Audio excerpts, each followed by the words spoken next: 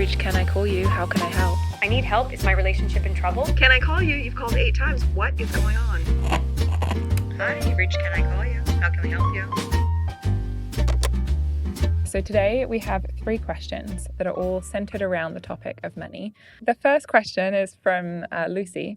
Lucy has called in and her question is, I have a scarcity mindset around money. How do I get out of that? Oh, we've all been there. But does are that mean we she's out a of good it? I don't think saver? I'm out of it yet. Maybe she's a good saver. Maybe. Well, tell us more about your scarcity mindset so we can... I think that, actually I wouldn't say I have like a full scarcity mindset, but I think that the way that women generally are educated about finances and money is very much like you have to save it all and like don't invest it. It's all around like save money for a rainy day, etc., Put it under etc. your mattress. And there's definitely also research that backs up that is the sort of outsized amount of information going to women is all around saving versus investing. Whereas like men, I think, get given, they're like, oh, invest in the stock market, do this. Like you're spoken to very differently about money from a young age. And so I feel like I sometimes still have that kind of a thought where I'm like, I wouldn't even know where to start. I also think risk. Yeah. Women are less, not always, but they're less, they're a little more risk averse. Well, it's like the conditioning is more risk averse, Yeah. whereas I'm just realizing that men have an abundance mindset, and that's why they're gambling all the Yes. time. Crypto, stock market, We were both just in Vegas. We saw it. Yeah. abundance mindset. Yes. Maybe But that's also remember when they pitch, they talk about the 20% they can do and the 80% they ignore, and women talk about it, or it's the flip, whatever. Yeah. Anyway, the point is like women talk about what they can't do and men talk about what they can do. To Lucy's question, and to not have the scarcity mindset, you need to recognize that there are moments where having no money, it is stressful. It is terrible. And so for me, I came to New York. I lived with my boyfriend at the time. He had money. And so he was paying for a lot of things. But then when we broke up, I was fucked. And so I moved in with roommates. I really started like downsizing absolutely everything. And I did save a lot until I felt comfortable taking risks.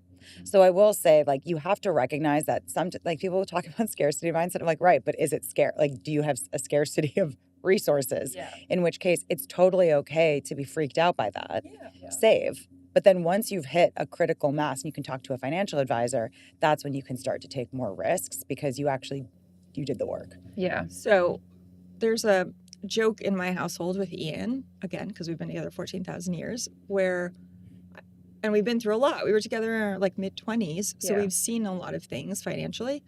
And we went into a grocery store. I want to say it was like in the first few years. And he was like, do you really need those onions? And I'm like, what? And it was like at a time when we both felt like we were just trying to make it. And I remember thinking like the onion is not going to be the problem. Like so there's some level of, can you give yourself a little bit of room to take yourself to dinner, go to a movie, whatever it is that makes you happy, and then like put some away and then think about what your basic needs are and what you have to cover. But I do think you sort of need to give yourself a little bit of wiggle room to start to build upon like enjoying life and building goals. Yeah. You And I know? think that it's very easy when you're in a sort of scarcity mindset at the same time to like emotionally spend because your like emotional spending is a reaction to being stressed. And it's like, oh, well, I'll never be able to afford a house. So like, I'll just buy the really expensive pair of shoes. Yeah. And The like retail therapy of it all. Yeah. Retail And I therapy. think there's like, it's like kind of interesting. I know like I've definitely done that before.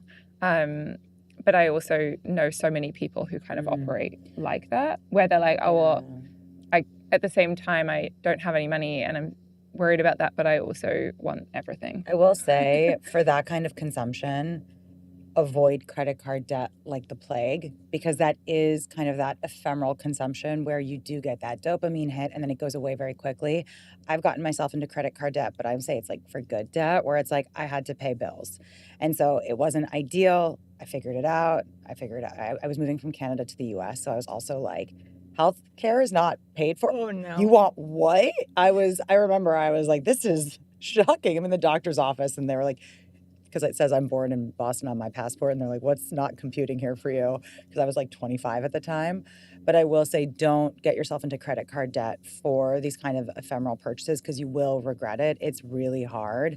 There's this mindset in the United States of fake it till you make it. No. And I think that there is truth to that from a confidence perspective, from a positivity perspective sometimes. Sometimes be a little toxically positive with yourself, like, I will get through this. It's really hard to get out of credit card debt when you bought designer purses and things like that. Without, or are you trying to like become a lifestyle influencer? Like have a plan at least. Don't just do it because you just want it. Yeah. And now there's also like you can do rentals for fashion, whatever it is. Yeah. I do also find I remember so like I was like 21 or 22. I had just moved back to California from here, and I was sitting in my own apartment for the very first time, and I had all my credit cards that I had like taken out just to make it work. And it was like everything from the Target card, because they're like, well, just buy it now. And then it was, and I remember being like, I don't look around and think that was worth it. It's not like I'm sitting in that apartment being like, I really should have bought that bedding on my stupid Target card. So it was, and now Target would, anyway. But I think the point is like, you really start to then say, did I need it? Especially in the US right now, it's like with interest rates where they are, they're probably not going to get cut. It's like, want to recognize that it's okay to have a scarcity mindset if things are scarce. Because there were moments in my life where it's like, you are picking what meal you're going to eat. Yeah. I also do think more money, more problems. Like, I feel like the more we've gone along in our careers and made more money, you still kind of have that mindset because suddenly you're in a new age bracket. You're in a new, like, you've moved to New York. You're like trying to keep up. It's like the Fleischman, was it Fleischman story? Or what's this TV show called? I feel like that was like the whole premise of the book and show was like, as soon as you experience new levels of wealth, you're like, oh, I got that huge salary that I was waiting for. Yeah. And then you're like, hang on a second, like now all of my spending has increased. I think that's where abundance mindsets are actually really nice, where you're like the gratitude you feel for every day. Because it's like, for me, I see that where it's like, oh, okay, like when I started doing content creation, it became pretty lucrative pretty quickly. I was going from like $0 in my bank account to more. And I stayed in my apartment. I actively made sure to not start living outside of my means, like actively. And I've redefined what living in your means is, because even when I started going to like a financial advisor, they're like, oh, well, you could do this. And I'm like, right, but I don't, like, why? Right. Like, that's going to put so much strain. Like, well, you're making this much a month. I'm like, for now. And so you will never, I don't know. I think that when you grow up either without money or you have a period in your life, even if it's just for a year without money, you will never get out of that scarcity mindset. I actually think it can be quite strategic, so it's not always bad. But also, I think that when you do have a little bit of stability, reminding yourself of the gratitude and not every time you get a little bit of money, spending all of it. I also think asking other people, if you have people you can ask. Like, Ian and I bought a house in LA when the interest rates were like 2.5% or something. It's because you knew to do that. I didn't. No, but we borrowed money for the down payment. We had normal jobs, so it was like very, very clear on paper. And the house wasn't expensive. It was just that time, right? As soon as we bought that house, we were like, wait, we hate this. Something goes wrong with the roof, it's on you. Something goes wrong with the fridge, it's on whatever it is. The point of the story is like, if you're planning for your life, asking around, like, how do you feel about owning your house? Why did you buy this house? Yeah. How do you feel about owning these things? Like, why did you create these goals? Do those goals fulfill you? Can you tell me more about it? Like, asking people how they felt. We sold the house and now we've been renters for like a decade. I actually do want to say something really quickly because I was reading. So I don't know if anybody read Nickeled and Dimed. Oh yeah, I have it, but I haven't read it. It's an incredible book, but it's even worse today. So the purchasing power, I might get this wrong, but the minimum wage required today for the purchasing power that our parents had to get a house with minimum wage in the 1970s, the minimum wage would have to be $66 an hour. Yeah. So I also think there has to be the recognition that this economy, this like the greed is good. There's this like really dark situation that the country is in right now. It is scarce. It is. And so you're not crazy, and we can't buy as much as our parents did. And it's very few people that then make it to these, because like also we're coming from like very privileged places now. Like there are people out there who are like, I don't know, how is minimum wage in some places still $7 an hour? And so for me also, like, this is a scarce economy. It is a scarce economy. But to that point, like everyone was taught, even our generation was taught, you buy a house, you can make money. That's not That's true not right true. now. True. It's literally not true. It's not true at all, right? So like all of this is to say to Lucy that asking yourself what you want and asking other people about their experiences really can help define like what your goals are. And from there, it's just Yeah. putting it to paper. So I think it's basically, It's actually a good thing. it's a good thing to be conscious about money. I think get yourself into a place where you can afford to maybe start taking risks if that's what you're looking to, as in like investing in things beyond your immediate needs. And then recognizing the economy is not what it was. Yeah. And yeah, education is everything, like, or information is everything. Like, learn about the things that you feel like you don't know anything about. YouTube, TikTok, wherever, like books. I don't know this crazy thing called literature. Yeah, literature. But do that, and then perhaps it will start getting you into a better frame of mind. On that note, Katrina's question is, Hey, can I call you? When you are in a relationship and move in or marry your partner, is it important to maintain separate bank accounts? Yes. I did it. You gotta open up a bank account, baby boo boo. What? No, I do have a bank account. We just put everything in the same. No, that's Listen, I'm actually, not don't telling- listen to her. Don't listen to me. But I also, Don't wait, take to others' be advice. fair, just for context, you know this, I didn't want to be married. This was not like a thing I planned for. I did not care about this stuff. How I got here, which I will say was horribly tragic, but taught us a lot, was that Ian and I were a month or two in and we were house sitting and my dog followed the dog at the house. So we go on a bike ride. Ian's like, I'm going to go back. I'm going to get grocery bags so we can just pick up groceries. And he goes back. He doesn't come back because the little dog that lived at the house that we were watching and my dog got out, went into the next yard, and my dog got attacked by a bigger dog. And it was a $10,000 bill. And the leash laws say they were both off leash. Anyway, all of this is to say Ian's like, I got this. And I'm like, we'll just do this together.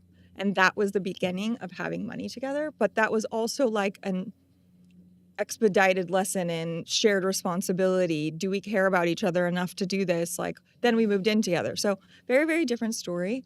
I will say, though, as someone who grew up in a house where money was split and it was very unequal, it can also be tricky. So I think having that third bank account that you share is so critically important. So this is just what I've heard from, women who have suffered like domestic violence and things like that. Have a shared bank account for sure, but you need to have a separate bank account. And this is also something that like my mom told me. It's like always make your own money, like things like that. I agree with all this. And Don't so listen to me.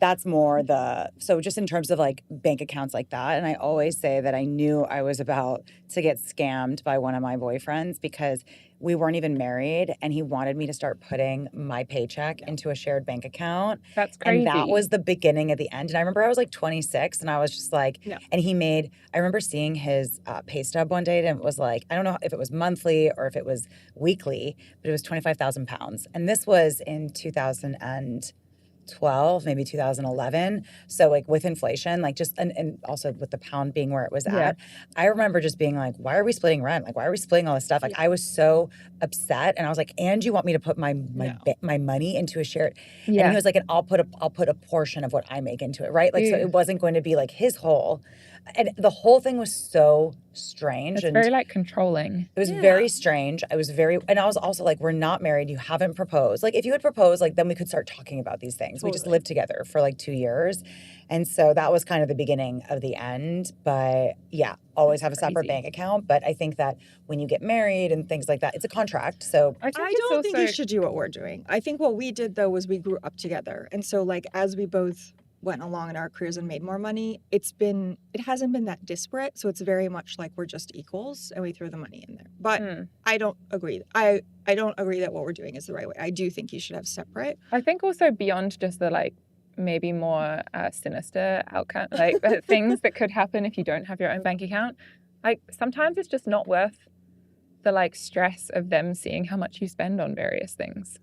Like, and not that they like if I want to buy really expensive jeans or I want to buy my monthly facial or anything like that, I'm like, it's not your problem. Like equally, I'd be annoyed if we had a shared bank account and he spent $800 on a golf day, I'd be like, I don't need to see that. If you've got the money to do it, great. I know. I don't need to see your Venmo charges. Yeah, Get I'm out of like- here. I'm like, Put it that doesn't private. matter. I'm in the opposite situation where Ian's like, you deserve this. Go buy it. And I'm like, hello, we need to like, no one needs to buy that thing. So I mean, sometimes they do. honestly, it's like we try to keep each other in check, but I agree. Yeah. You need your own bank account. I think the ideal is a shared account and then your own separate accounts. I think that's the standard financial advice. yeah. Speak Yeah. to an expert, but that's what I've always Yeah. heard. Maybe And I think am if you're wrong. in a scenario, obviously differently, if you are being financially manipulated or controlled, then like obviously seeking out the resources that can help you locally to deal with that. But I think that in general, if like everything's rosy, at least having your own Yeah. pot of money that So- doesn't need to be talked about is I always will good. say the one learned thing about the situation that I'm in is that there's never a discussion about who puts in more. So in that shared account, what I would recommend is having a discussion where it doesn't end up like the ask on your side, where it's like they put in the same amount, but they make an enormous amount of money. That to me feels like where it could still go wrong. I feel like you have to say, what are the shared things for real? Put that to paper before you even have the account to say, like, what are we really comfortable sharing? And is it a percentage on each side? Like, rather than saying we each put in this amount, because I think I have seen it go the way of just putting in equal amounts, but somebody makes a lot more and it's not great. Yeah, I would say that that's like, even like when like you go out to dinner and things like that, like Yeah. those kinds of financial conversations where it's like, it's like I make more money. And so I will be like, this is my treat. Like I will go out, like when we go out sometimes, because I'm like, okay, like we've gone out every single night this week. It's getting a little old.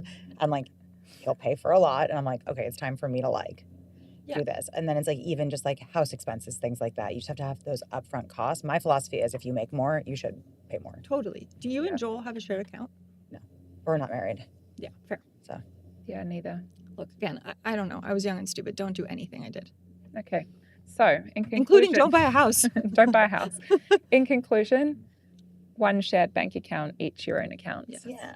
And Have with an that shared- understanding. yeah. The shared is split dependent on how much you both earn. But it also a helps with percentage of how much budgeting. you both earn. But I do think the conversation up front is about transparency and what you want to share. You have to set those guidelines before the money.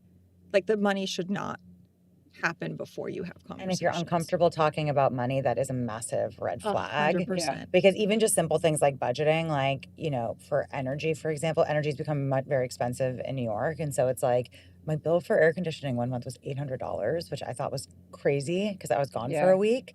But it's like, again, it has to be like a discussion, like things fluctuate and things like that. So, Okay, our third and final question I'm most excited about, and it is from Carrie, who is in Texas. And Carrie has the question, I make less money than my friends. How do you avoid the awkwardness of making social plans? okay, I'm going to start because I've actually lost friendships over this. It depends on the disparity of money. Because what I found is that I might make a tiny bit more, but I prioritize different things. I love food. I've always been an eater. I will spend all of my money on a nice dinner. It is just how I am. It's how I live. Same thing with a vacation. I was friends with someone who on my birthday was so angry that she was like, well, I can't afford that. And I'm like, we make about the same money. Yeah. Maybe I make $10,000 a year more after tax. We're not talking about that much. And I would have loved to have taken her out, but that would have put me over the edge. I was like, let's just go hang out at a bar afterwards. But I want to go to this restaurant. It's my birthday. I've been planning it all year. It created such a row. And I'm like, okay. And so that's one thing. But now that I do have more finances and I have a lot of miles, for example, like if one of my friends is going through a hard week, I'm like, come to New York and I'll just book them on points. That's now that I have more, I'm like, let's go. Like I'm talking about renting a house next year and for like the whole summer. And it's like friends can just come in and out and it's like they won't have to pay for the house because like somebody that I know does that. And I was like, that's a brilliant idea. And like, that's like what generosity should look like. That's what I was just going to say. You're touching on something that doesn't matter if your friends make the same or not, the generosity piece, which to be honest goes back to the second question, which is like the communication, transparency, and honesty. I think with friends, we all have We all have that friend, and you're like, I know you make money, and you don't ever Venmo back, and you don't do what you're supposed to do, and you don't pull I out don't your have any friends card. like that, to be clear, anymore. Good, because I think yes, and you're. Anymore. Isn't there something like the dishes test? It's the dishes It's test. like if you have people over and someone doesn't offer to do the dishes, I think it's, to me, these are barometers of their character. Throw So it if out they're the like, window. I don't want to square this Maybe. meal and we all pay the same, or I don't want to Venmo you back. Like, I think those are issues of the friend itself. Whereas if you have a great friendship and can be honest, you also can say, I'm not comfortable like with that place. Maybe we can Yeah. do something later, or maybe we can go somewhere else. And if you have that, it's easier. So I feel like friends and money is difficult if you do not have a transparent. I think it's also it reminds me of that. Do you remember the Friends episode? I'm hoping you've both watched I don't Friends. watch. Okay, I've well, there's an never- episode in Friends where Phoebe, Rachel, and Joey all earn less than Monica, Chandler, and Monica. And it's like this really awkward episode about how Monica and Ross and everyone like go and buy steaks, and then they like buy tickets for the group to like go to this band. And then like Rachel, Joey, and Phoebe all feel like really bad. And they're like, wait, but I can't afford your like birthday dinner. And it's like this whole discussion about like divide in finances, which obviously they made comedic. But I do think it's it's an especially interesting thing as you get older, because I think in your 20s, like most of the time, like maybe you have a one friend that's a banker that earns more, but like most of the time, no one has any money.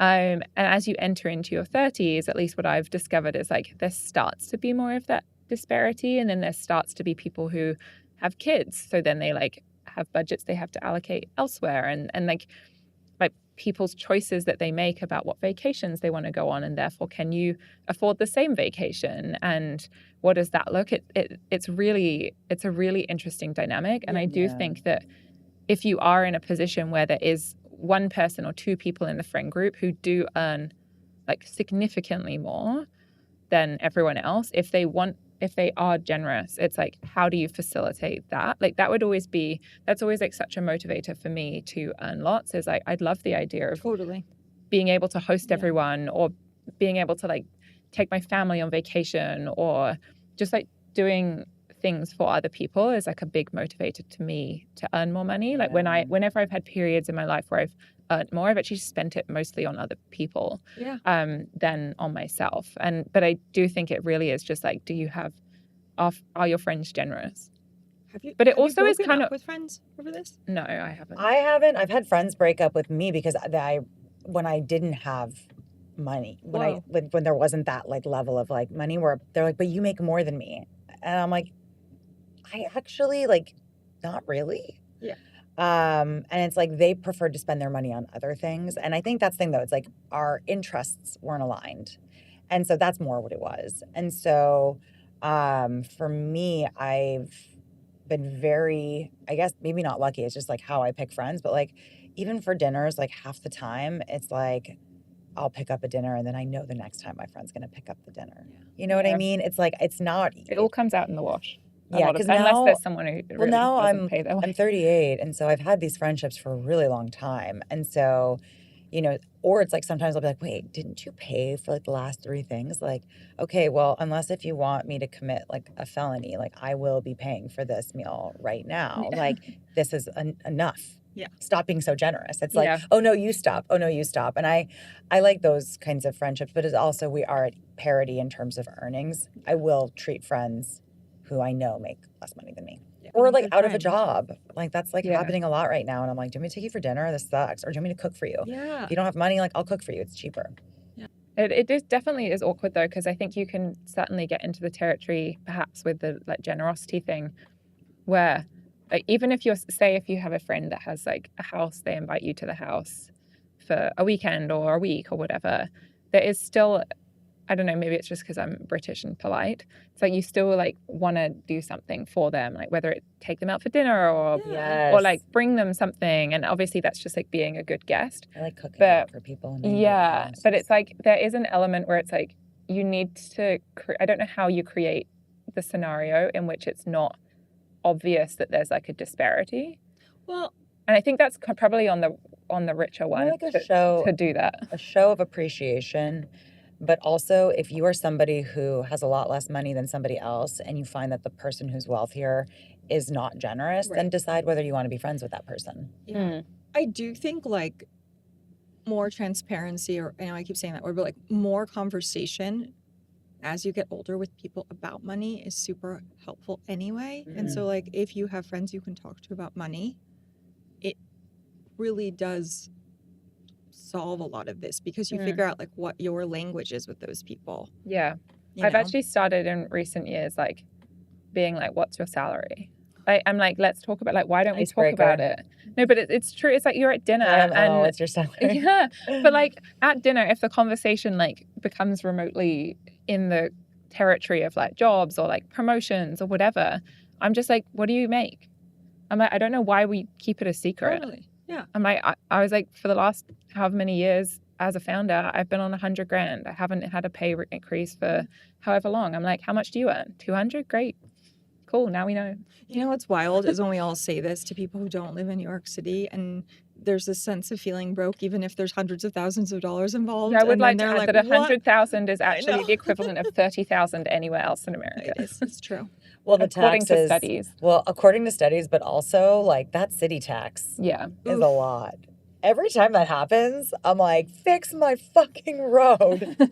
I don't even drive and I want the roads to be fixed. Literally. I'm like, this is insane. I was on the Yeah, app what's it yesterday being and I spent waited on? 30 minutes for a train. I'm like, what are you doing with the money, my Yeah. guy? Oh no, he's not around. I just feel Sorry. I like want to Zero like bond. dump tea in some river. I'm like, no taxation without representation God. sometimes. Yeah. Yeah, New York's rough.